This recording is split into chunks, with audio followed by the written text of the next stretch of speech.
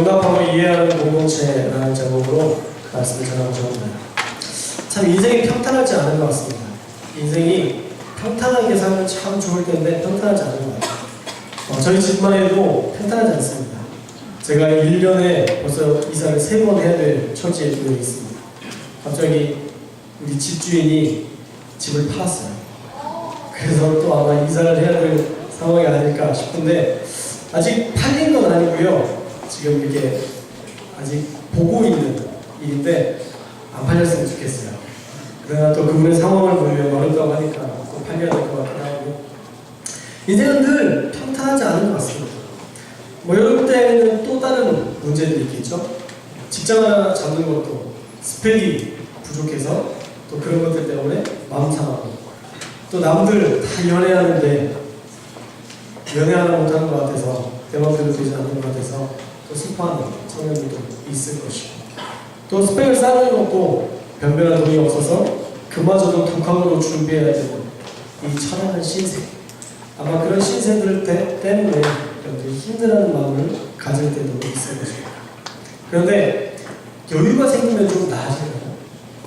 나이가 들고 돈이 좀 모아지고 그러면 좀 나아질까요? 그렇지 않습니다. 여기까지 힘겹게 왔는데 이제 무엇을 위해 살아야 될까요? 자신이 누리고 있는 어떤 평안함, 평탄함 이런 것들이 오히려 비전을 쫓아 살던 때를 그리워하면서 우울증에 빠지는 경우들도 더 있습니다. 여러분들이 우울증에 빠질 나이는 아니죠. 아마 가진 것이 없어서 비전을 다 쫓아가면서 힘들게 열정적으로 살다가 힘이 모자라거나 그런 때는 아마 여러분이 조금 겪을 수 있지만, 아마 모든 것을 다 가진 이후에 뭘 해야 될까 모르는 어떤 그런 우울증, 우울함 이런 것들을 느끼지 않는 겁니다. 보통 여유로울 때 인생을 비관하며 인생을 포기하는 사람들도 참 많이 있습니다.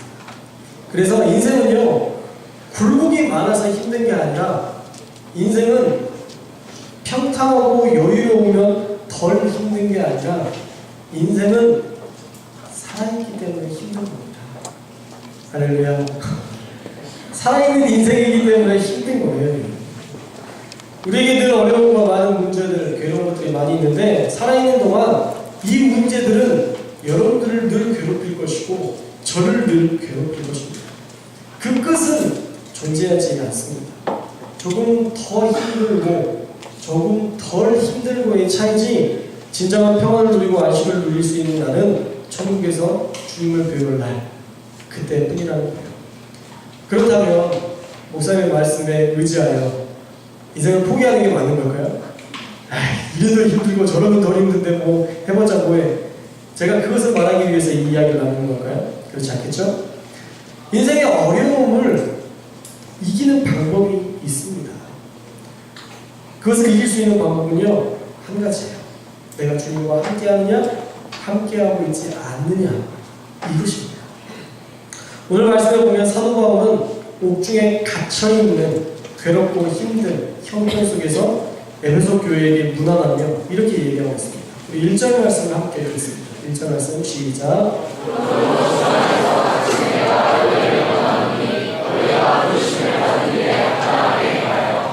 예, 주 안에서 갇힌 내가 너희에게 권한다 라고 얘기합니다.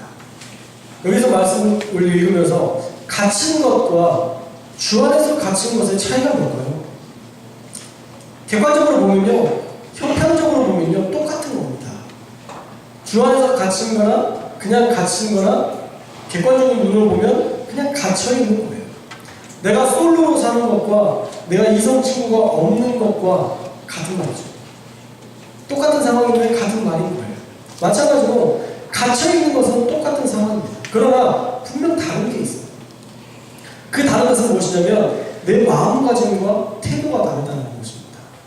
내가 그냥 갇혀있다고 생각하면 절망이 오지만, 내가 주 안에서 갇혀있다고 믿고 또한 주님께서 나에게 보내신 곳이라는 그 소명이 분명하면 그곳에서 그것을 버틸 힘과 능력과 힘이 생긴다는 것입니다.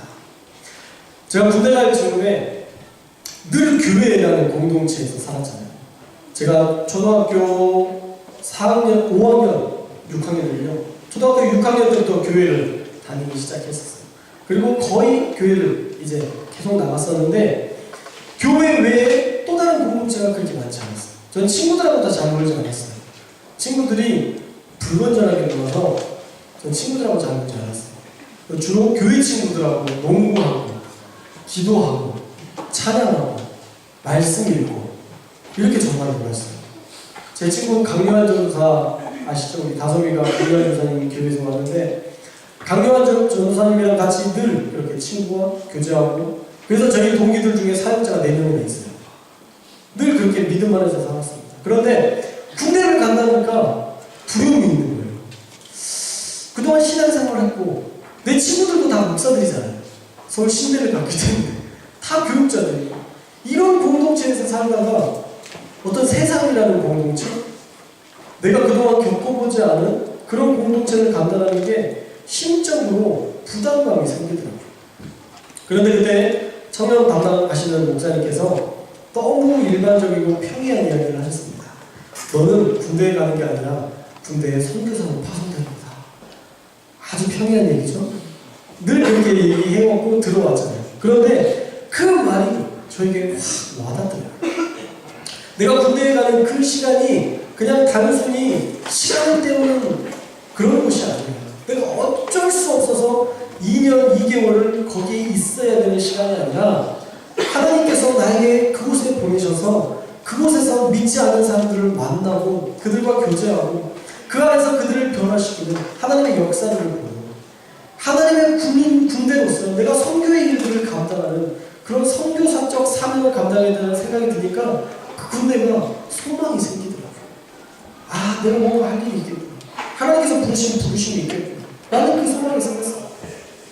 사도 바울도 어쩌면 주 안에서 갇혔다고 말하는 그것은 정말 그렇게 주님께서 나를 이곳에 보내신 소명이 있다라는 그 믿음을 가지고 그 안에 있었기 때문에 감옥에 갇힌 그가 에베소 교회 성도들에게 자유를 누리고 있는 성도들에게 그렇게 권면할 수 있었다는 거죠. 주 안에 있으면 우리는 어려움을 이겨낼 수 있습니다.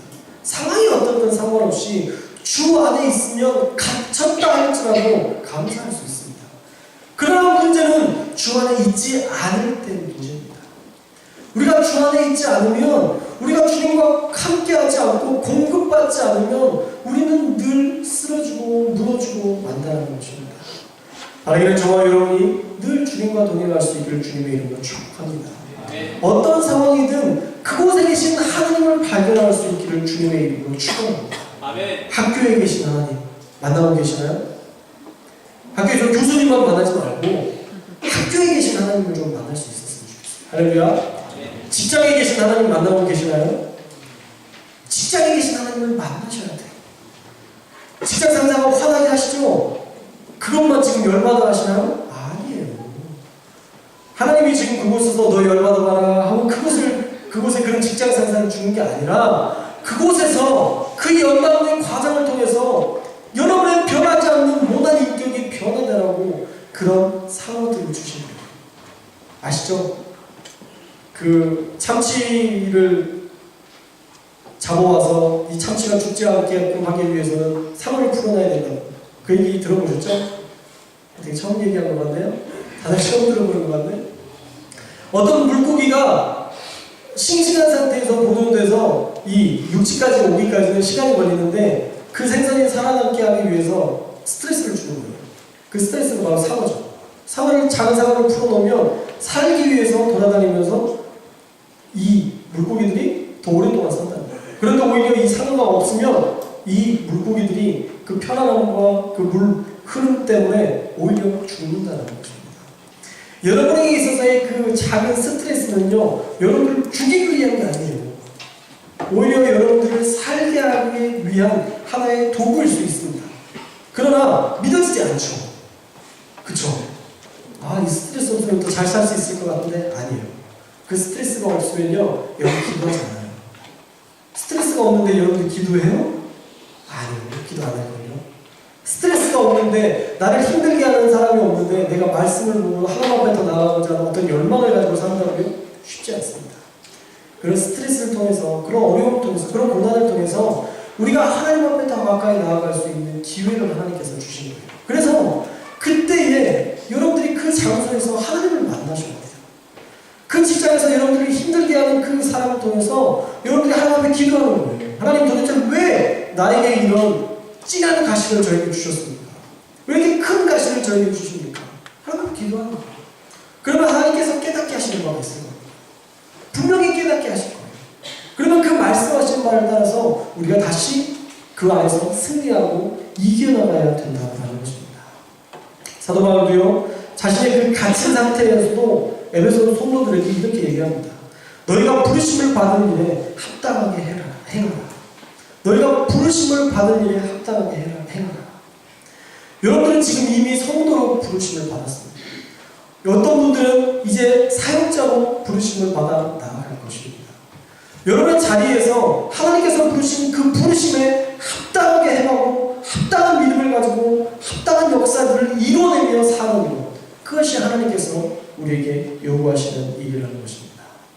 하나님이 여러분들에게 어떻게 부르셨나요? 무엇으로 부르셨나요?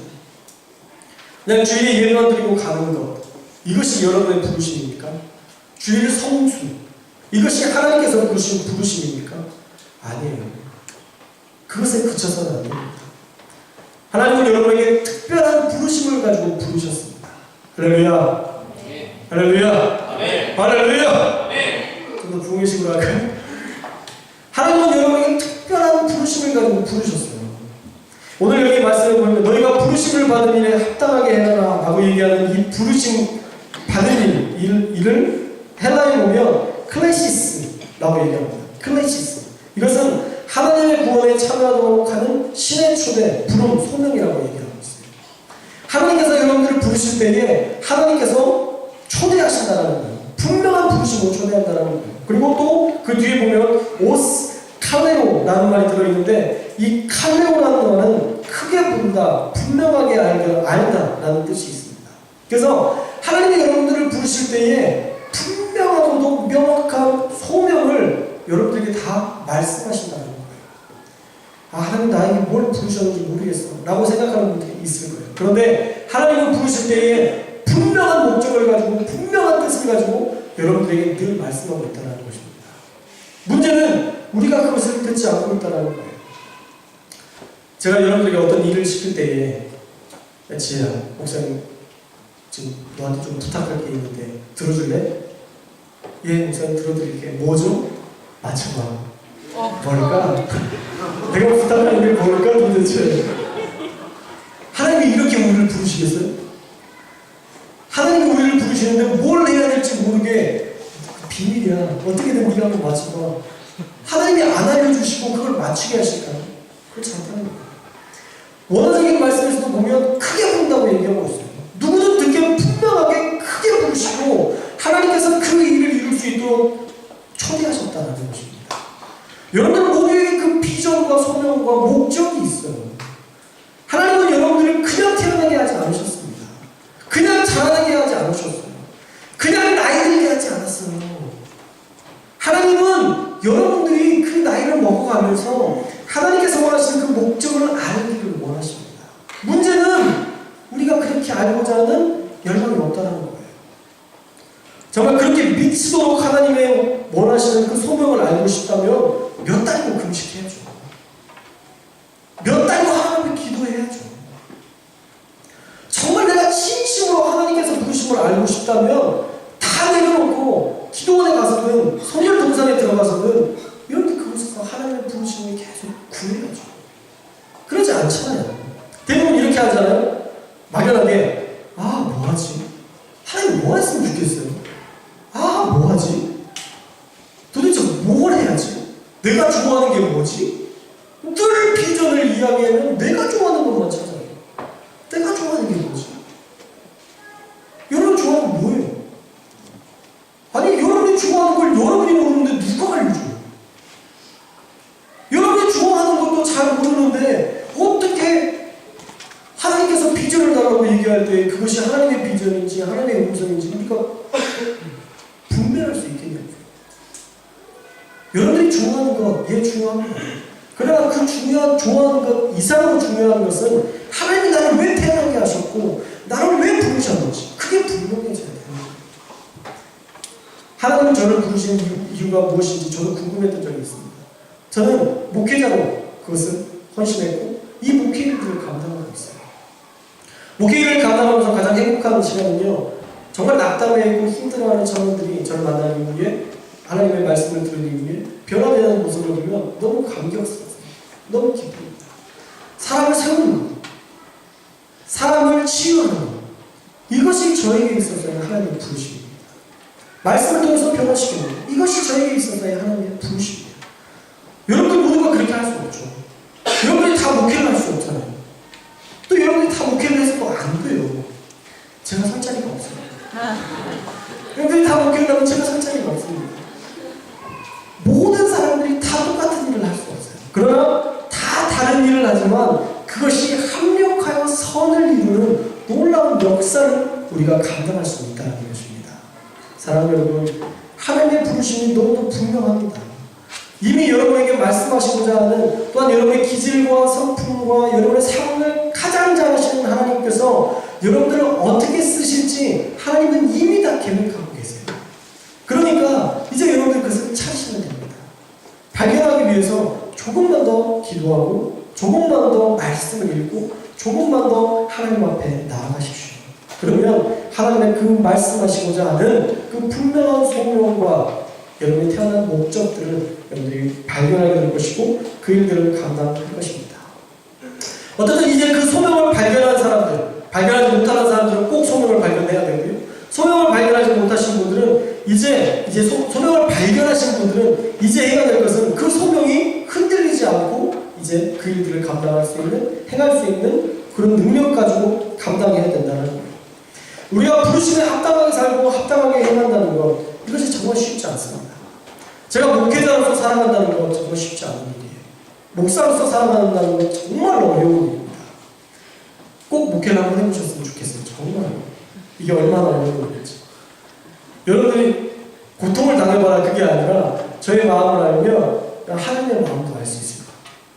어떤 사람들은 사랑으로 대해도 오해로 돌아오는 경우들이 허다해요. 정말 간절한 마음으로 부르짖고 기도해도 응답받지 않는 경우도 허다해요. 제 삶 속에서 정말 하나님의 사역들을 감당하고 일을 해 나가지만 저 역시도 지치고 어려울 때가 많이 있습니다.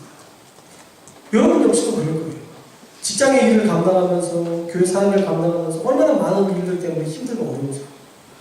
그런데 이렇게 힘들고 어려운 이 상황 속에서, 이 어려움 속에서 하나님께서 우리에게 주신 큰 소망이 있습니다. 그것은 뭐냐면 바로 공동체를 주셨다는 거예요. 목회자가 혼자 담대하게 강건하게 설 수 없어요. 그래서 여러분들을 붙여주신 겁니다. 할렐루야. 여러분들이 혼자 쓰기 힘들고 어려우니까, 여러분들이 어떻게 해야 될지 모르니까 목회자라는 한시영 목사님이라는 이 목회자를 여러분 앞에 세워주고 함께 할 수 있도록, 동역할 수 있도록 하나님께서 공동체를 허락해 주셨다는 거예요. 또 여러분들 서로가 서로의 어려움들을 나누고 서로를 이해할 수 있는 공동체로서 하나님께서 우리를 부르셨다는 것입니다. 이것은 너무너무 소중한 일입니다. 너무도 귀한 일입니다. 우리에게 공동체가 있다는 것은 우리가 능히 모든 일을 이겨낼 수 있는 힘과 용기와 권능을 가졌다 말할 수 있는 것이에요. 사랑하는 여러분, 하나님께서 우리를 공동체로 부르셨다는 것을 믿으시기 바랍니다. 네. 여러분들 각자 그냥 예물만 들고 가는 것, 결국 하나님께서 원하시는 공동체의 모습이 아닙니다. 서로가 서로를 이해하고 용납하는 이러한 공동체가 우리 공동체가 되어야 될 줄 믿습니다. 하나님은 한 주간의 삶을 살면서 여러분의 아픔만 보지 마십시오. 제발. 주변의 이웃들과 친구들과 괴로워하는 사람들을 바라보면서 여러분들 좀 연락하고 좀 그들을 섬기고 그들을 사랑해 줄 수 있는 그런 공동체가 되었으면 좋겠어요. 주인에만 친한 척하지 말고 왔어. 너무 보고 싶었어. 주중에 한 번도 연락 안 해. 주중에 묻지 않은 걸 알아면서 보고 싶어. 미치도록 보고 싶어. 너무 가식적이잖아요. 그런 가식적인 모습 속에서 어떻게 공동체성이 회복돼요? 안 되죠. 여러분 주변 가운데 어려운, 힘들어하는 그런 공동체를 오면 좀 연락하십시오. 그리고 여러분의 공동체 사람들을 위해서 좀 기도하십시오. 얼마나 중보하시나요? 여러분의 공동체에 있는 사람들을 위해서 얼마나 중보하세요? 너무 힘들어하는 사람들이 많아요. 생각보다 여러분들이 생각하는 것보다 정말 괴로워하고 말 못할 고민 때문에 아파하는 청년들이 너무 많습니다. 세상에서 그런 이야기를 할 수 없어요. 그들이 품어주지 않으니까. 오히려 그것이 그들에게 있어서 하나의 스크래치가 되는 안 좋은 일이 되는 것이지 오히려 그것을 풀어주고 이해해주고 기도해주는 그런 공동체가 아닙니다. 저는 우리 공동체가 그런 공동체가 되었으면 좋겠어요. 오늘 말씀처럼 용납하고 이해해주는 공동체가 우리가 되었으면 좋겠습니다. 서로 간의 그런 용납과 이해는 그리스도인에게서 너무도 당연한 일이에요. 그분께서 그렇게 우리를 용납하셨거든요. 그분께서 우리를 그렇게 이해하셨거든요. 아무것도 아닌 존재고 늘 죄 속에서 살아가는 우리를 쉼없이 용납하셨던 분이에요. 그런 용납을 받은 우리가 우리의 공동체를 용납하지 못하고 우리의 공동체를 이해하지 않는다면 우리는 예수 그리스도의 사랑 가운데서 살고 있다 말할 수 없을 것입니다. 바라기는 우리가 늘 용납하는 그리스도인들이 되시길 주님의 이름으로 축복합니다. 아멘. 자, 어떻게 용납해야 되느냐? 2절 말씀이 이렇게 나와 있습니다. 2절 말씀 한번 읽을게요. 시작.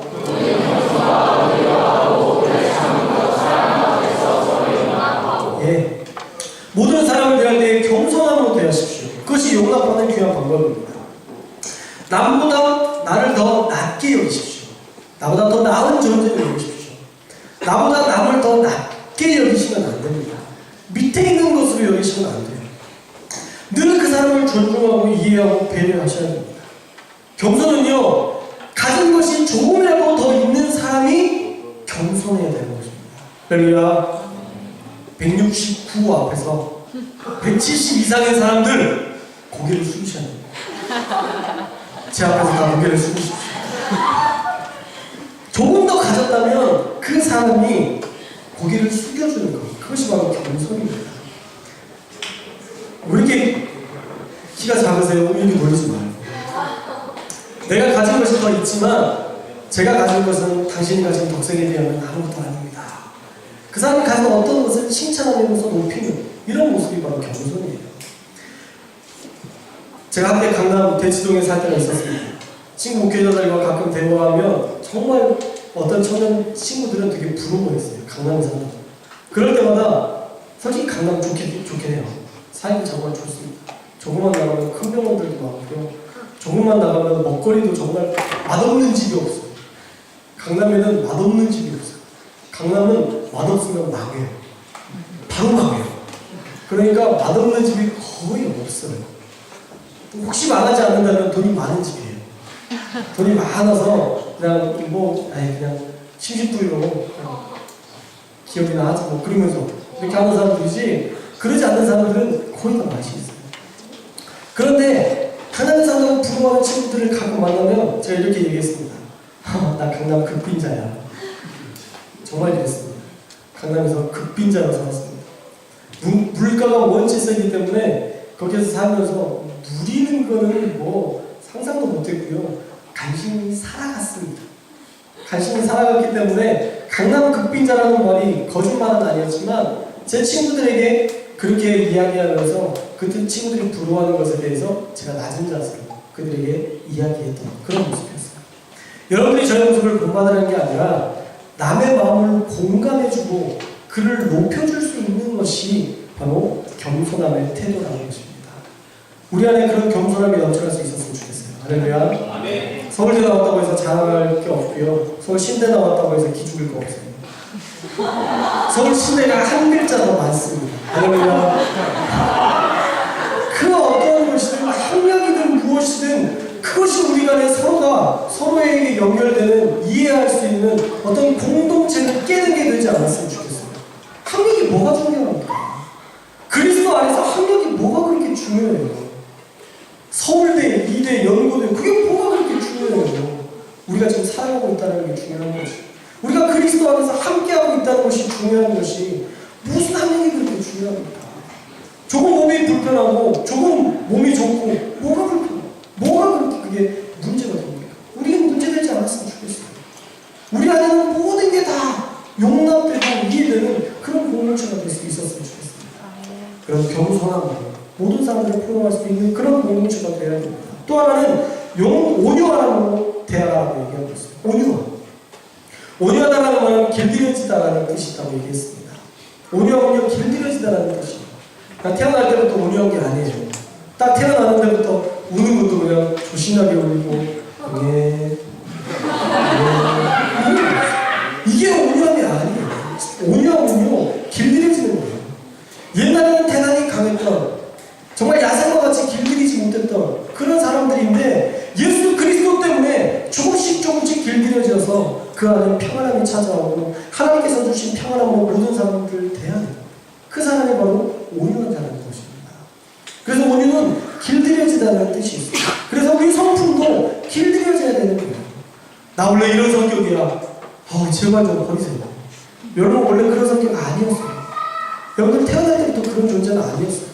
뭔가의 상처 때문에 어떤 것 때문에 그렇게 바뀐 거지, 처음부터 그렇게 여러분들이 강한 존재고 남을 아프게 하는 상처 주는 그런 사람이 아니었어요.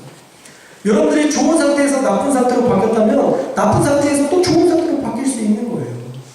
그래서 여러분들이 온유로 우리 공동체 안에서 온유한 마음으로 대할 수 있었으면 좋겠어요. 누가 기분 나쁘게 하면 바로 던지는 거, 그건 하나님의 마음이 아니고 하나님의 방법도 아니에요. 나에게 기분 나빴다고 해서 똑같이 드는 거, 하나님의 방법이라고 생각하세요? 이미 여러분들은 다 아니라고 생각하잖아요. 그들이 나에게 잘못을 했지만 내가 그를 용납할 때에 하나님의 역사가 일어나는 거예요. 그가 나에게 분명 잘못을 했지만 내가 그를 품어줄 때에 역사가 일어나는 것입니다. 그것이 바로 그리스도인의 온전한 공동체가 될 수 있다는 거예요. 그 훈련 중에 하나가 오늘 말씀하고자 하는 용납입니다. 용납할 수 있어요. 용납이라는 마음은요, 사전적인 의미로 너그러운 마음으로 남의 말이나 행동을 받아들이다 라는 뜻이 있어요. 너그러운 마음으로 남의 말이나 행동을 받아들이는 거예요. 그 사람이 한 말, 그 사람이 한 행동, 그것에 대해서 너그럽게 봐주는 거예요.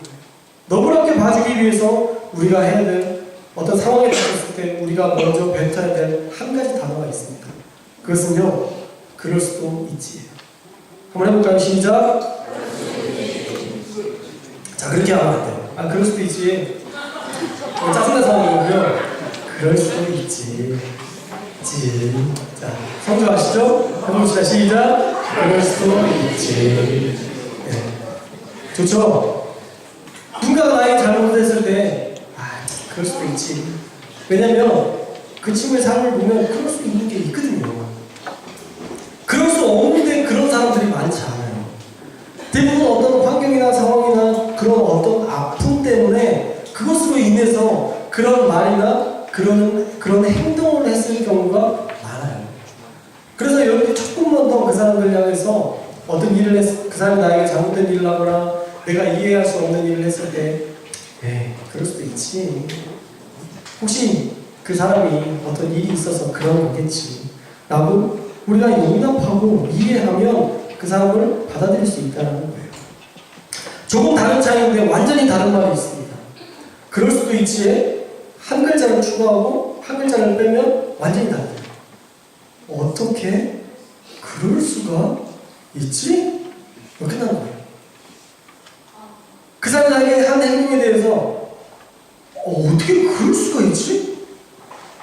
첫 마디가 이렇게 나오면 끝난 겁니다. 용납이고 뭐고 선함만 밀려나와요. 일단 선함부터 밀려와요. 우리 기독교 용어 중에 이런 용어가 있습니다. 섭섭함이라고요. 사비를 보셔야 이거 섭섭함이 막 밀려오는 거예요. 어르신들이 섭섭함이가 들어간다고 그런 얘기를 하기도 하는데 진짜 이 섭섭함이 막 밀려와요. 말 한마디가 그 사람을 대할 때에 우리의 태도가 바뀔 수 있다는 거예요. 그래서 그런 일들이 있을 때 우리가 그들을 용납하기 위해서 그럴 수도 있지, 뭔가 이유가 있겠지 라고 여러분들이 용납할 수 있었으면 좋겠어요. 그래서 용납은요, 우리가 하는 게 아닙니다. 우리가 용납하려고 해도요, 한두 번은 참아주지만 세 번째는 폭발해요. 그게 우리예요. 우리는 잠시 용납할 수 있지만 묵상하면 다시 열받는 게 우리예요. 그럴 수도 있지. 근데 어떻게 그럴 수가 있지? 이게 우리라고요. 우리 본성이 그래요. 선과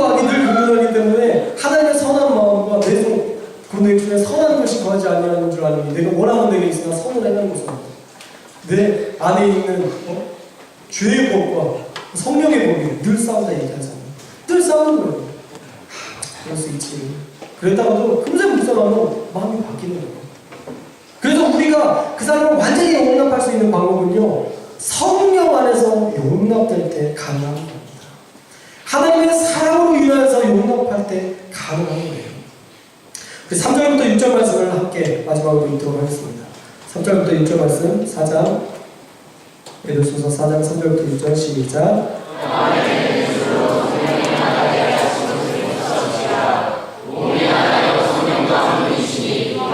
우리가 부르심의 한 소망 안에서 부르심을 받았느니라. 주도 한 분이시요 믿음도 하나요 세례도 하나요 하나님과 한 분이시니 곧 만유의 아버지시라. 만유에 계시고 만유를 통일하시고 만유 가운데 계시구나. 네. 예. 성경은 분명히 이렇게 얘기합니다. 성령이 하나 되게 하신 것을 힘써 지키라 얘기해요. 성령이 하나 되게 하신 것을 그냥 지키라가 아니에요. 니들이 그냥 같이 있으면 그냥 하나 될 거야. 그게 아니에요. 힘써 지키라 얘기하고 있어요. 여러분들이 이 공동체, 하나님의 공동체를 이뤄나갈 때에 우리는 힘써서 온 마음을 다해서 이 성령의 하나 되게 하신 것을 지켜나가야 된다라는 것입니다. 그러려면 우리가 먼저 평안의 맹줄로 함께 해야 돼요. 평안의 맹줄로 하나님께서 우리와 함께 하시는 그 공동체성이 회복되어져야 됩니다. 공동체성이 없는 상태에서 성령의 하나 되게 하신 것은 불가능한 일입니다. 저는 우리 청년부를 보면서 참 이 부분이 쉽지 않은 부분이다 라는 생각이 들어요. 하나 되게 하는 것. 우리 청년부가 쉽지 않은 부분입니다. 규모가 점점 커지고 청년들이 많아지면서 더욱더 어려운 일인 것 같습니다. 그래서 누군가가 힘쓰지 않으면 절대 이룰 수 없는 일이 되어지고 있습니다. 그냥 얼굴만 아는, 아니 얼굴도 모르면서 같이 신앙생활하고 있는 예수나무 공동체라는 이름을 가지고 있는 이런 데가 있다는 거예요. 지금 그렇고 점점 더 그래질 것입니다. 서로에게 관심이 없고 서로를 용납하지 않고 서로를 이해하지 않는 공동체, 성령의 하나 되신 것으로 끈끈한 정이 없는 그런 공동체는 저는 의미 없다고 생각합니다. 이 공동체는 언제든 흩어질 수 있기 때문입니다.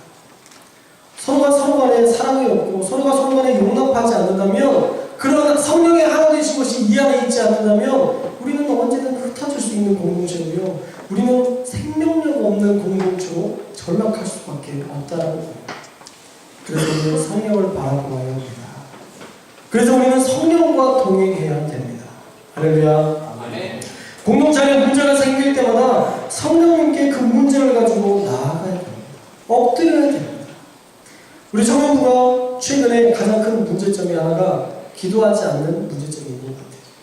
우리가 함께 더 기도하고 우리 공동체를 위해서 기도하고 우리의 문제들을 가지고 기도해야 되는데 계속 그 문제점을 우리 스스로 생각만 하고 있는 것 같아요. 고민만 하고 있는 것 같아요.